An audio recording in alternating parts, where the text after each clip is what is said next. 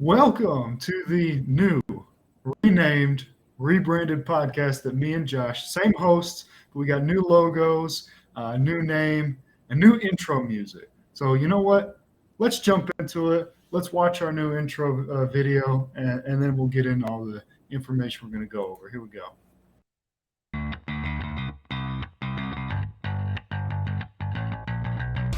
Are you familiar with the Crusades? I'm going the throwback white 49ers. Wow, it's 10? And Ayuk will have a career year. Do you want to trade Jimmy Garoppolo for 20th overall pick? I think that any three of these teams could play in the Super Bowl. I have two weapons: my arms, my legs, and my brain. Welcome to the 49 Yard Dash podcast.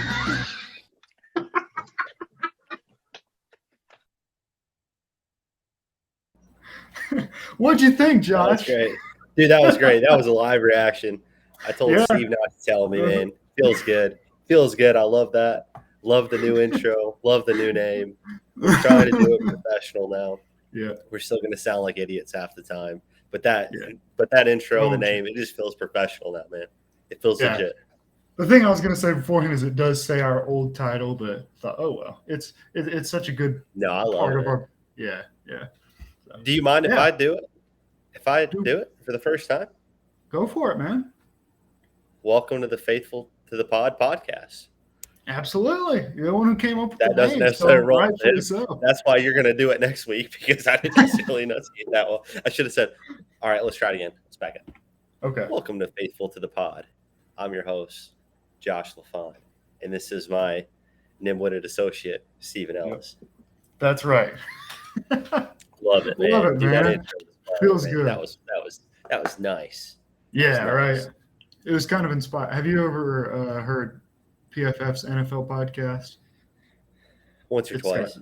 Okay, yeah. Their intro is like it's rock music, and then it also has them talking over it. So I thought I'm going to try that. I love it. Yeah, that's what we came up with. Yeah, it's not too heavy. It's great. It's great. And what a great new brand, new name to start the season. Same show, same structure for a new season. The same team, same structure, but new season, man. Yeah, feel good about it. Yeah, with the new starting quarterback that we're excited for. It's just timing. Are we sure about that? Man. Yeah, we're sure about that. We'll discuss that. All right. Yeah, okay. Perfect. When's Luke coming on? That's right. That was the first thing that we plan on discussing. We're going to talk about Garoppolo, obviously re-signing to be the backup quarterback. Trey Sermon was cut today. So maybe it's good we did this today instead of yesterday. And then we're going to go through and predict 49ers week by week, their total season record, see where they're sitting. So, man, let's get into it. We just mentioned Garoppolo staying. Initial thoughts? This is the worst day of my life. Yeah. This is worse than when my parents got divorced. This is worse than any breakup. This is worse than any late night drunken rage. This is the low moment of my life. I feel like a homeless man cracked out in a dark alley, crawling into his cardboard box looking for silent, sweet relief. In all seriousness, though, this is disaster. This is the worst thing the 49ers could have done. This is botched. This is LaFondled. This is a tragic scenario of just horrible mismanagement of a horrible situation and having too big of an ego to know when to rip the Band-Aid off. Yeah. You know, I had a feeling we'd get plenty of that, and I agree with a lot of it. Obviously, it was totally botched, in my opinion. The shoulder surgery definitely didn't help things, but they had offers, pretty good offers on the table that they rejected because they were stubborn on wanting a first-round pick. I believe that's what happened. They didn't get what they wanted, and they stuck with it. Can I intercede? Sure. You mentioned that. I want to stick on that point of the offers. Yeah. I wanted to kind of keep it in the podcast because I want to get your initial reaction to it. Do Sure. you necessarily think those offers were legit? It kind of reminds me of college football. If I'm a recruiter, let's say at your school, USC, Steve, and I say, hey, we're going to offer you, but this offer's contingent on you putting up similar stats in your junior and senior season. We want to see you improve. We want to see you hit certain goals. So we're going to offer you. You can report it as an offer. You can consider it an offer, but it's contingent on you not regressing. Do you think that those, in a similar manner, hopefully that illustration makes sense, with Jimmy's offers, it was, hey, these offers are on the table, but they're contingent on the situation with his shoulder. We want independent reports on the surgery. Like, this offer is legit, even post-surgery, but it's contingent on X, Y, and Z. I'm sure there was some of that, and I bet there were some conditional offers too, like conditional picks. Like, we mentioned like a Wentz situation with the Colts last year. Exactly. Like a third that could become a second, something of that. And of course, there was the reports that that Washington offered them 2 second-round picks. We don't really know if that's true or not, but I do believe that they had some offers. I don't believe everything was completely false and put out by the 49ers. I think they had offers, but were stubborn and wanted a first-round pick, and they botched that. Yeah, and I don't necessarily think that they didn't have offers. What I'm saying is these offers were like the same illustration I was making with being a recruit. They're on the table, but you can't sign your letter of intent today because it's contingent on you doing this. Yeah, so let's say the Commanders did offer 2 second-round picks, but it was contingent on their own independent medical review. And maybe the 49ers knew something, they weren't comfortable with that. They just wanted the 2 second-round picks outright. And you see they went to Wentz, and possibly there was a situation when they traded for the Colts, which led me to this conclusion. If they trade for Wentz, who had so many injury concerns last year, likely the offer they made to Indianapolis was contingent on him meeting criteria X, Y, and Z from a health scenario. Because if you're 2 guys you're interested in are Garoppolo and Wentz, who are both injured, likely your offer is contingent on their health. Yeah, no, that makes sense. It wouldn't shock me at all if there was a lot of stuff like that. But I will say some takeaways that I had is, one, Kyle Shanahan is actually pretty open and honest. Like, I know we kind of view him as this kind of smart aleck, almost deceptive guy sometimes, but I got to say, when it comes to – they stick to a lot of their plans. And what I mean by that is, I'll give a couple examples. Before the draft, last year, the 2021 draft, he told us that the plan was for Jimmy to start in 2021, and for whoever they drafted, this is before even Trey Lance was the pick, that they were going to get their turn in 2022. And a lot of us still kind of thought, well, yeah, he says that, but I mean, whoever they pick is probably going to take the job at some point in year one. And that didn't really happen. It was close to happening a couple of times, but ultimately they stuck to the plan. And then they also told us that they viewed Jimmy Garoppolo as too good of a player to cut. They just proved that, that they believe that anyways. And what you can take away from that for me is he also told us this offseason that it was Trey's time, that Trey's the starter. He just said that yesterday. He reaffirmed that Trey is the starter. And they say that he made sure that Jimmy knew he was coming back in a backup role and would be expected to support Trey Lance.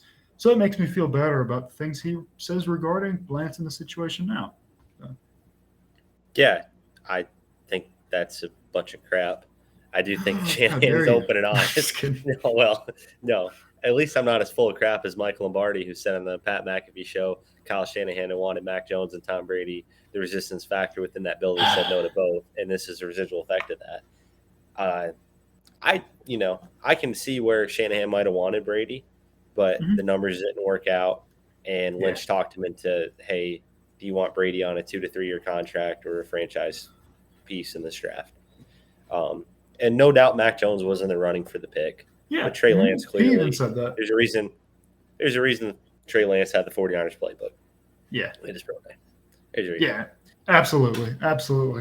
But no, it's just honestly, I think it's been kind of shocking to see how they've gone through with everything they've said over the past year and a half. It's been mismanaged. It has been mismanaged, but I'm saying about the principles that they say, they've been honest about their plans. And no, they have been. It doesn't. And I appreciate their honesty, but honesty doesn't mean much when you conduct fake business, because at the end of the day, this This was this wasn't an employee putting in a 2 weeks notice, or I guess the employee didn't put in the 2 weeks notice. This was your employer telling you, hey, your termination day is effective at the end of the month. Mm-hmm. Which in a corporate America, they can do that. This was, hey, we're going to fire you, but we don't have anybody to fill your spot right now. So we just need to keep you doing your work, but we don't want you around the staff we have in place now because your attitude and your mojo, you have bad energy, his boss once told me. You have bad energy, as he used to use different essential oils to ward off the evil spirits there in the office. But sweet. When you have that there still, it's just still bad business. It's bad business. It's telling a guy you're going to fire him, trying to find his replacement, realizing none of the candidates are better than him. And even though you don't like him, you kind of have to tread water because he just is what he is. If that makes sense. No, honestly, my point wasn't even like defending the current situation. It was really a side point that surprisingly, some of these things that we said wasn't true at the time actually have been true, that they just are not willing to cut Jimmy Garoppolo. We didn't believe it, but that's true. But that's a fair point. So I agree. I didn't want Jimmy Garoppolo as a backup, and I really hate the idea of Trey Lance maybe looking over his shoulder anytime he does make a mistake, because a 22-year-old first-year starter is going to make some mistakes. I'll say this, to go back to trying to be optimistic to some extent. If it is true that Jimmy Garoppolo is totally okay with being a backup and he's totally supportive of Trey Lance, I'm not saying it is true, but if it is, then it could actually end up being a pretty good thing. If Trey Lance doesn't feel threatened and he just has Garoppolo to lean on and continue to learn from with some things regarding the offense, and hey, that's great. I'm just not totally sure that that's the case, but that's what they say anyway. You're a smart man for not being totally sure. Here's another illustration for you. That's your best. That's like it's like your best friend dating your ex-girlfriend and saying, "Hey, everybody's cool and everybody gets along." It's not gonna fly like that. One thing to keep in mind too: Garoppolo hasn't had the playbook at all in the offseason. He was under the anticipation that they were going to part ways. He said his goodbyes multiple times to the press and to people who interviewed him. He has not had the playbook at all of his offseason because he was expected to be traded or cut. I'm not too worried about that, honestly. But well, the playbook has changed.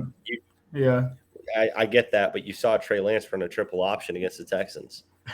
True. Garoppolo ain't doing that. So let's say Trey Lance does go down with an injury in the middle of the game. Mm-hmm. I get Jimmy understands the basic fundamentals of the offense, but he hasn't been in a backup quarterback role in the sense of coming in the middle of the game. Yeah. He's prepared as a backup. He's played 4 games in a row and then was immediately benched and then was a starter. He didn't play at all the rest of that season, and he's never played as a backup in his life. And relief duty, mop-up duty, whatever. So let's say his feet is put to the fire. I'm not convinced that just because a guy's a good quarterback, that means he's going to be a good backup quarterback. That he's going to be making extra time with receivers, working on timing routes, being a coach on the field, involving himself around the locker room. Jimmy's Jimmy, and you can't always take your starting point guard and make him 6-man and expect it to work out. Oh, absolutely. I totally agree with that. I definitely think there could be some issues that arise. I'm just trying to search for some positive things here. I'm just trying to. No, I know. I appreciate you. I'm going to be a Debbie Downer, though. I'm going to continue to be a Debbie Downer because I hate this so much. Let me point out one more thing that I've seen a lot of people say that is agitating. That I've heard some people say that the 49ers decided to make Jimmy Garoppolo the highest paid backup in the league. That is one of the dumbest things I've ever read, because he was already the highest paid backup in the league. He was making $27 million on the bench. They didn't make him the highest paid backup in the league. He took like a $21 million pay cut. They didn't make him. It's so stupid. People keep saying that as an indictment on Lance, like they don't believe in Lance because they made Garoppolo the highest paid back. No, they didn't. he was already, and he took a huge pay cut. No, It makes no sense. You're right. One thing I guess I should be positive. Take the ranting cap off, but I'll keep this one on. I would rather have Jimmy at $6.5 million than Sudfeld at $5 million or whatever he was at. Mm-hmm. And if that's what it comes down to, Yeah. and I'll put it this way: Brock Purdy did make the roster. Mm-hmm. I'm not sold on the fact that Jimmy is automatically quarterback number 2. I know on the first official depth chart he was. I think in the way that they train, I think in the way that they get snaps, and I think in the way that they prepare, Brock Purdy's your number 2. And then in DEFCON 5 scenario where there's, Trey Lance, knock on wood, if you're with me, in the words of John Gruden, tears multiple ligaments or, goes down for the year, then you see Jimmy come in as a season-saving move. I'm not convinced, though, that he's just automatically number 2 based on the timing of this, of it coming down to the wire, of the last-second restructure before the cut date, of him not having the playbook, of him not even taking reps with the team in official team practices. He's doing his own thing on a side field. I'm not convinced that Brock Purdy isn't going to assume the number 2 spot, in mop-up duty, in preparedness, and then Jimmy's kind of an emergency option. Almost like you're basically saying Purdy would be the backup. There's a blowout. Purdy's going in. He's going to assume normal backup. But he's going to assume. But if you need to make a quarterback switch, then it's Garoppolo. Yes. Because what you can't do is have Jimmy number 2 and pining for the job and being in other players' ears. Not saying he would, but he's buddies with a lot of guys. That role needs to be firmly established. And we talked about it before when the 49ers drafted Brock Purdy, and I've been, hammering the table for him as a long-term backup.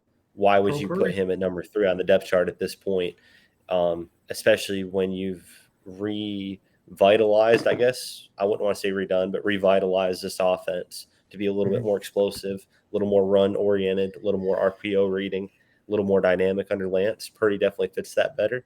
And I feel like it's like, hey, well, we can't cut Jimmy because of how much we would have to eat. We can't trade him at this point. Let's just have him as our emergency option. Maybe another team gets desperate in the season. That looks more enticing at this point, and Purdy can keep assuming his duties as the backup. Push comes to shove, Lance goes down for the year, an extended period of time. Jimmy knows enough of the offense. Shanahan can pivot to that part of the offense. Yeah, that could be it. Yeah. Let me add one more detail on why this shouldn't worry people as far as if you want Trey Lance in fantasy or if you already drafted him in fantasy, you're worried about that. Basically, he's not going to start. There's an incentive in the contract that he can go from $6.5 million to $10 million if he starts any games. So to me, that really shows that Trey Lance would have to either, 1, get hurt, or 2, really, really struggle in order for them to put Garoppolo as the starter. I mean, it would take a lot because obviously they for multiple weeks. $4 million more. Yeah, exactly. Yeah. Like 5-6 games. Yeah, right. So it would take a lot because they don't want to pay that extra money, I'm sure, for no reason. So, yeah. Another reason why I don't need to worry about Garoppolo starting. Yeah, no, I think it would have to take and just the last comment I'll make on it, like a Marcus Mariota-esque suckfest in oh my gosh, I'm blanking on Tennessee's coach. Help me out. My boy. Who? Tennessee's head coach. The Titans. Vrabel? Vrabel, yes. In Vrabel's first year, Mariota was still the quarterback. Yeah. They had to ride with Mariota. Was the first 5-6 games, and he sucked it up so bad they said, we'll take a flyer on Tannehill. And then you saw everything come together. I think it would take something like that, where it's just like the offense is so inept that an MVP candidate in Derrick Henry in the second half of the season cannot even churn out 2 yards because of how bad Mariota is in the passing game. It would take a Mariota-esque performance by Lance to even consider turning to Garoppolo. Yeah, definitely. So, what about Trey Sermon? He was officially cut today. Yeah, me and you were never really big Trey Sermon guys, and we didn't love the pick when it was made. We didn't really think he was a Kyle Shanahan type running back. The only really reason we had or reasoning that we provided was, I guess Kyle Shanahan makes everybody good, but Sermon has just never shown it at all in this offense. A wasted third-round pick. I don't know why this guy keeps drafting third-round running backs. It's my least favorite thing that he does. It's terrible. I agree with you, and I wish we had the clip of this, but I'm glad we don't because I don't want to insult myself. Do you remember our hot take from last year? My hot take. Was it Sermon would run for 1,200 yards or something? It was over 1,000. That's exactly what it was. Yeah. That he'd be the bell cow. And I never liked him a ton, but it is what it is, man. You got to hope Ty Davis Price hits. Yeah. That's all you can say because, man. Let me read this real quick. This is Kyle Shanahan running backs in San Francisco. The guys who underperformed. Trey Sermon, who they traded up for in the third, cut after 1 year. Joe Williams, traded up for in the fourth, cut after 1 year.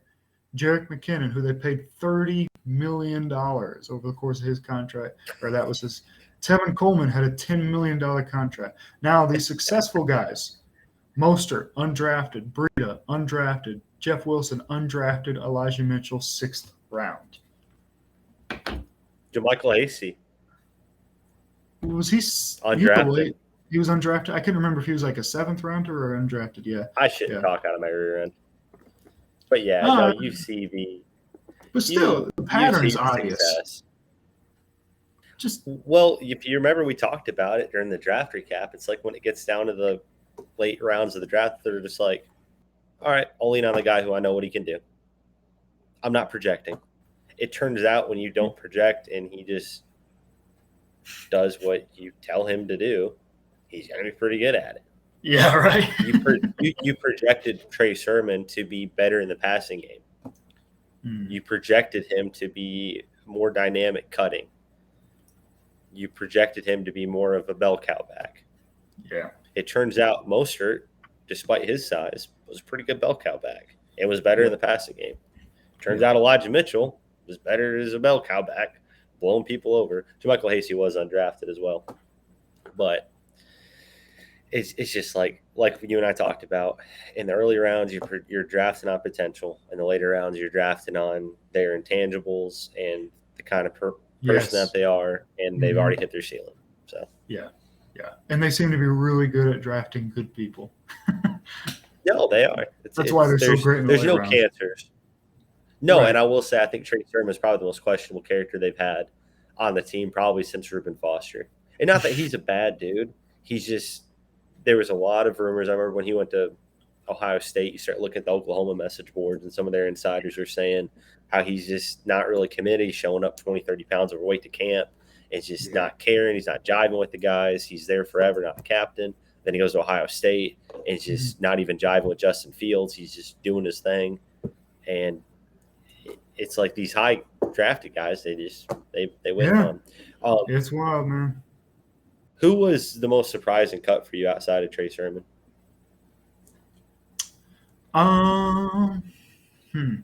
Probably Castro Fields, a guy that they just drafted, maybe a future nickel corner. I didn't really expect him to get cut, the guy that you just drafted. But I guess the corner spot has worked out better than they anticipated. Yeah. No, I thought so too. The nickel corner spot. I was trying to pull up the depth chart. The first the official one they released was Samuel Womack starting. Yeah. And then I thought it was Diamador Lenore. Been so good. Yeah, and of course Diamador Lenore is backing him up. So thought that was interesting as well. Tyler Kroft, they signed to a contract this offseason pretty early in the free agency. He got cut too. So. Okay. Yeah. Honestly, I think their corners are going to be pretty good this year, man. I really do. No. But that was probably the most surprising cut for me. What about you? Probably JaMycal Hasty. And I would say Dante Johnson, but it feels like he gets cut and re-signed 10 times a year. That's the guy that's why I had a hard time coming up with one because I immediately thought Dante Johnson. I was like, wait, he's just going to get re-signed in a few weeks here. Yeah, and his thing more than anything is he always makes the initial 53 man and then gets cut when there's an injury because they're like, hey, you're just good enough to be on the team like a veteran guy, but we need more talent. So they cut him last year for Josh Norman. Yeah. It's funny, man. I that think kind of me tells and you you all you need to know. both, 49ers fans in general, I think kind of roasted Dante Johnson for a long time. But just the last couple seasons, he's really coming into his own, and he's like such a versatile. He's just a defensive back. He can even jump in safety if needed. He's just like jack of all trades back there playing defensive back. Yeah, I love it. No, he I'm assuming he'll come back. A great value sugar-free version of Jimmy Ward. That's right. Yeah, that's right. I will say, go ahead. Just before we move on, if you don't mind. Yeah. Or just before you make your point. There's rarely, and I can't even remember, watching preseason football or even regular season football where you saw a guy have a certain game or in more particular, a certain drive, series, or play that you knew he was losing his job. I've never seen a preseason game in one play where I knew the guy was going to get cut. And I can say congratulations to Willie Snead, former number 1 wide receiver of MVP Lamar Jackson, who dropped a wide open a beautiful pass from Brock Purdy in the end zone. Just clawed it with his hands and managed to alligator arm it, try to look it in with his body. Yeah. That single play single-handedly. Blew it. Oh yeah, that was the cut moment. That's funny. Yeah, I didn't think he was going to make the team anyway, since I figured they would want 5 wide receivers, and I was pretty sure who the 5 wide receivers were going to be. So that wasn't super surprising to me, but that's pretty funny. But you mentioned Justin Fields earlier, and that's who the 49ers are playing in week 1. We're going to preview that in depth next week, but right now, me and Josh are going to go through each game and see what we have the 49ers final record. I think it'll be an easier listen if one of us goes through the whole thing and then another of us goes through the whole thing. I just think going back and forth, it might be hard to keep track. But you want to go first or second? Yeah, sure. I'll go first. I like to listen to your thoughts. I'll kind of blow through it. Week 1 at the Bears. Like I said, we'll preview, or like you said, we'll preview it next week. You got to the 49ers advantage in that game. Yes. Looks like it's going to be good weather. 1-0 at home against the Seahawks. Week 2, got that as a win as well, considering the Seahawks have 0 quarterbacks. Week 3 in Denver, I go back and forth on this one. I think I'm going to settle at this one being the first loss of the year. I kind of go back and forth on this one, but I have the 49ers losing that one. So at 2-1 right now. At home against the Rams, count that as a win. Consider they'll probably split that series. We'll get to the next one in a minute. But 3-1 at this point. At the Panthers, win. At the Falcons, win. At home against the Chiefs, give them a loss there as well. A loss in back-to-back weeks there at the Rams as well. Heading into the bye, chance to regroup with the Chargers. Got that as a win. At Arizona, win as well. At home against the Saints, win. At home against the Dolphins, win. At home against the Buccaneers, win. At the Seahawks, win. At home against the Commanders, win. We're on a roll now, baby. Are you keeping up?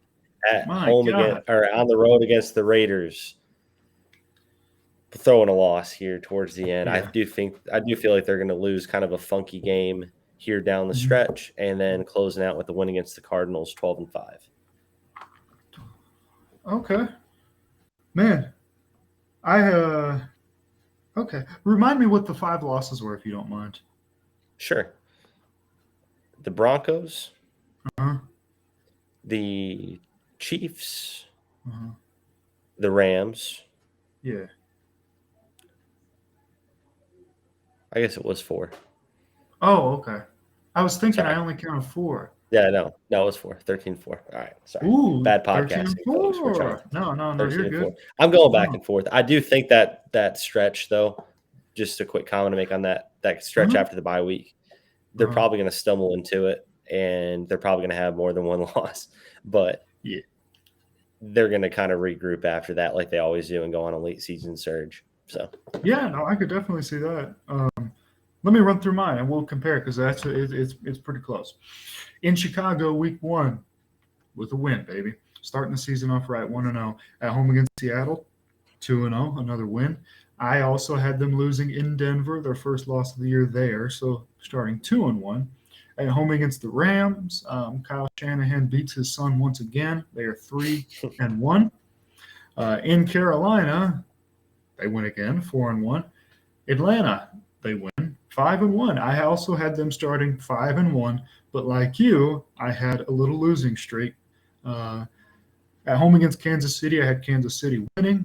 Going to the Rams, I want them to sweep the Rams, but I think they're going to split this year.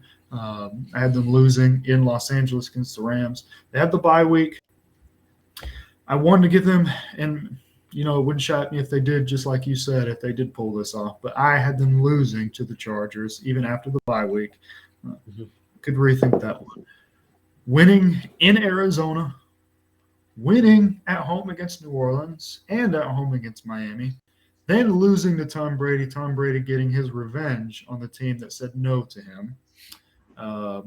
And then a little streak here, winning in Seattle, winning at home against Washington, winning in Vegas, and winning at home against Arizona for a 12-5 record. So beginning of the season, starting off hot, having a little cold streak, and then finishing strong. So very, very similar to yours, 12-5. Yeah, it definitely feels like, for me, I don't think they're going to lose that Chargers game, not necessarily because the Chargers are going to be better. Chargers probably are a better team from a personnel standpoint, but Shanahan coming out of a bye week is something scary. Yeah, right. Yeah. Should they lose that game after the bye week in bad fashion, kind of similar to last year in that putrid Jimmy Cardinals game, it's probably bad mojo for down the stretch, and the season might go up in flames as well as this podcast. But you beat the Chargers, and kind of my pivot game is what you're talking about is the Bucs. Depends on how Brady's health is, depends on how he looks this season. If he's looking like MVP form or even like a notch below that, then yeah, that's probably a loss. But I do think Brady's probably going to have a regression. But it's easy to see the potential for a run for them to go on there down the stretch. Yeah, definitely. No, I mean, I think Arizona's going to be a mess this year. I think they're better than New Orleans, and they get them at home. They get Miami at home. I think they're a lot better than Seattle, even if they have to go to Seattle. But then they get Washington and Arizona at home to end the year. I went back and forth with that Vegas game. So it wouldn't shock me if, like, my schedule, if I gave a win against the Chargers and a loss against the Raiders instead, swap those. But either way. Yeah, and I think in my prediction too, I don't know if you want to mention another one as well. You mentioned the Raiders. I'll mention two that I'm kind of concerned about that I did predict as wins. It is week 17 in Las Vegas, kind of a sleeper game, especially if they've got kind of their postseason prediction or projection rather pretty much assured. And then honestly enough, it probably is week 11 at Arizona. Not that they're going to lose to Arizona. And not that I'm super concerned about them, but the reason why is you've come out of the bye week, in my prediction, coming off a rebound. You're spending that whole bye week game planning for LA. You got to come out and beat them to recapture your mojo. It feels like one that they could potentially sleepwalk into. And those are always weird times too. And those starts, they're like either like 5 o'clock local time or like 1. So it's always a weird start. It's not a typical primetime game or like a typical lunch game. It's just a weird deal. It's a weird stadium. They got a gimmicky offense. It's one they could potentially sleepwalk into. Yeah, I could see that. I could. I really don't want them to lose to Arizona this year, but I could definitely see that. Especially, the more I think about it, it does make sense that they would be able to pull off a win against the Chargers, and then maybe caught sleeping a little bit in that following week. That does make sense. But yeah, like I say, the Raiders is one that I went back and forth. And honestly, it wouldn't shock me if they just dropped a random game that they shouldn't, because that happens all the time. Maybe it's at Carolina in week 5 or something crazy like that. That just usually is how it goes. But ultimately, I think it's going to be a good year. I really do. I do too. One thing curious, not to rehash the schedule. Mhm. What would be your one lock as a win and your one lock as a loss? Maybe start with the loss first. Okay. That's your set in stone. Lock as a win and lock as a loss. You know what? I'm going to lock in week 3 as a loss at Denver. Okay. I just think you'll have 2 weeks of them, but it's a new team. The altitude change. I'm going to say that they lose in Denver. It's not an easy place to play. And then lock as a win. Should I just be a lame-o and pick a crappy team, or should I? I'm going to lock in. I'm going to lock in the next week 4 against the Rams. I like Yeah. it. I like it. I've also got Broncos as the locked in loss. And what were you Right, going to say that's the about your one. locked in win? Sorry, go ahead. Oh, I said I like the idea of locking in a win against the reigning Super Bowl champion. I like it too. I'm glad we agree on that one. Hopefully, our opinion has changed when it comes to reality. I think I will bank on that bye week there, or coming out of the Mhm. bye week in week 10 against the Chargers. It's hard to Nice. see Shanahan Okay. losing that, getting a There you swagger go. back. There you go. I like it, man. I like like it, man. it. Sweet.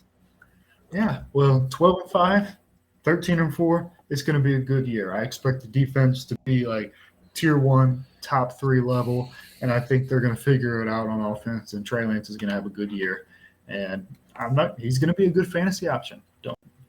I see a lot of people worrying about him as a fantasy option. No, continue drafting him where you are. That's all I got to say. Hey, I second the motion. Heck yeah. How do you feel about episode 1 of the new rebrand and all? I love it, man. I love it. Good. I love it. This was great. Good. The intro was great. Yeah. Shorter episode. I'm happy with that. We're excited to preview the game next week. Get Luke on one of these weeks for the new rebrand. Yep. He's made a couple. I think he's in 2 or 3 of our clips there in the video too. So shout out to our redheaded stepchild. That's right. Of the podcast, the freckle-faced redheaded stepchild of the podcast. So he made an introduction as well. We'll see him sooner or later. Yep. One thing that hasn't changed with the new format is Josh providing a fact of the week for us. So take us home, man. Yeah, it's actually a poem. Okay. You all right with that? Absolutely. All right, let me just need to clear my throat here. You ready? Yeah. I'm ready. Roses are red, violets are blue, football is back, and we are too. Go Niners. Hey, There you go. I can't think of a better way to end it, man. That's Great job. We're looking forward to Thank you. next week. We'll preview week 1. The 49ers are starting out with a W. That's for sure. Lock that one in. I'm not Josh. That's the dumbest thing I've ever said. Put that in the intro. I was reading your name and said, I am Josh. Yeah, that needs to go in there. I'm Steven. That's Josh. See you next week. Peace out, everybody. Go Blue.